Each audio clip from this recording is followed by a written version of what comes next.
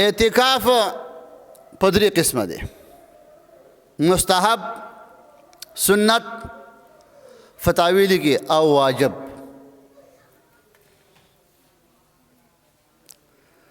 اعتکاف معنا الحبس لله، الله د پاره ځان ګیرول، الله تعالی د رضا لپاره وخت تېرول، دې ته اعتکاف وایي. مستحب اعتکاف دې ته وایي جومات ته راننوتې، په زړه کې دا ووایه په نیت د اعتکاف جومات ته راننوتلم، نو چې وتلې ثواب به دې وشي. هسې په جومات کې وخت تېری که نه، نو چې جومات ته هسې هم راځي عبادت هم کوې، نو دا ووایه چې په نیت د اعتکاف جومات ته راننوتم، او ثواب هم بیا بیانو کوم مخه انشاءالله. د یو ساعت د اعتکاف د ورځې اعتکاف یو سنت مؤکده دی، سنت دی، هغه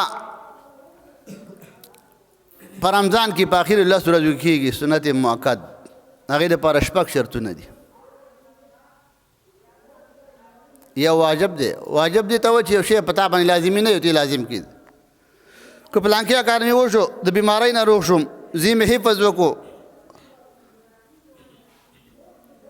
یا بل یو داسې مسله دې حل شوله، زه به اعتکاف کوم 10 ورځې، یا به روجې نیسم، دې ته منښته وایي پښتانه، شریعت کې ورته نظر وایي.